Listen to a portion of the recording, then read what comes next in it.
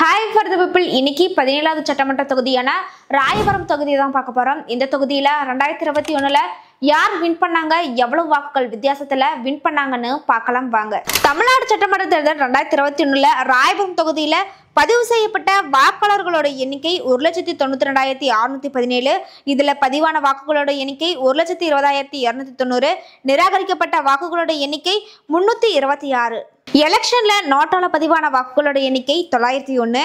அமமுக சார்புல வேட்பாளரான ராமஜெயம்ன்றவங்க பெற்ற வாக்குகளோட எண்ணிக்கை 1128. நாம் தமிழர் கட்சி சார்புல வேட்பாளரான கமலின்றவங்க பெற்ற வாக்குகளோட எண்ணிக்கை 7953. மக்கள் நீதி மையம் சார்புல வேட்பாளரான குணசேகரன்றவங்க பெற்ற வாக்குகளோட எண்ணிக்கை 8166.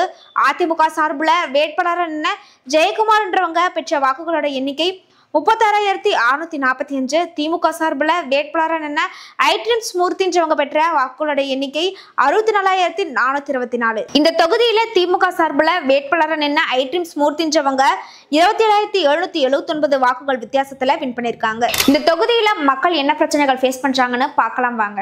நம்ம சாப்பிடுறது நம்ம உழைச்சாதான் அதுக்கு வேலைக்கு ஏற்ற கூலியும் கொடுக்க மாட்டேறாங்க, வேலையும் கிடைக்க மாட்டேங்குது சரியா. வேற என்ன பண்ணுது யார்? எல்லா பிரச்சனையும் தான் இருக்குது குடும்பத்தில். என்னென்னா எல்லா பிரச்சனையும் உலகத்துலேயும் எல்லா பிரச்சனையும் நடக்க தான் செய்யுது, நடக்காத ஒன்றுமே இல்லை. ஆனால் இப்போ அதுக்கு மேலே இந்த படித்த பிள்ளைய வேலை இல்லாமல் அலையுது. குடிச்சிட்டு எங்கள் பையன்லாம் குடிக்காமல் தான் வளர்த்தேன், நல்லா வளர்த்தேன். இப்போ குடியில் மூலிகை குடும்பமே இதாக இருக்குது. அது ஒன்று தான் மனசு கஷ்டம். ஆமாம், எல்லா பிள்ளைகளும் குடிக்காமல் இருக்கணும், எல்லா குடும்பமும் நல்லா இருக்கணும். மூடணும், இந்த மதுக்கடை மூடணும். ஃபால் ரோடு தாங்க. ஒரு 2-3 மந்த்ஸாக இந்த ரோடே சரியில்லாமல் இருந்துச்சு. இங்கேருந்து ஒரு கிராஸ் ரோடு வரைக்கும் ஒரு ரோடே ஒரு ஒன் சைடாக இதாமல் இருந்துச்சு. அதுவே ஒரு அடிப்படையாக இருந்துச்சு. இப்போ தான் அதெல்லாம் மண்ணுலாம் போட்டு இப்போ தான் கொஞ்சம் கிளியராக இருக்குது. அதுவும் ப்ராப்பராக இல்லை. இன்னும் போனீங்கன்னா அங்கங்கே ரோடு ஃபர்ஸ்ட் ஆஃப் ஆல் சரியில்லாமல் இருக்குது. அதுதான் மெயின்.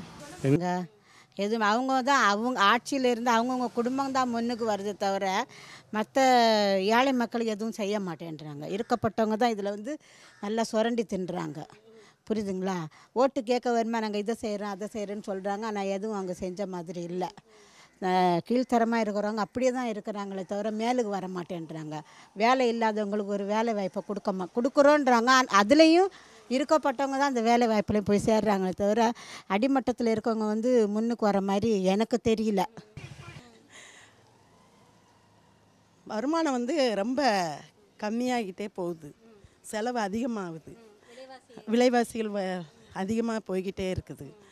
அதை மக்களுக்கு ஒரு நல்ல வேலை வாய்ப்பு, ஒரு வீட்டுக்கு ஒரு வரவழைப்போன்னு சொன்ன மாதிரி வீட்டுக்கு ஒரு வேலை வாய்ப்பு கொடுத்தா ரொம்ப நல்லாயிருக்கும்.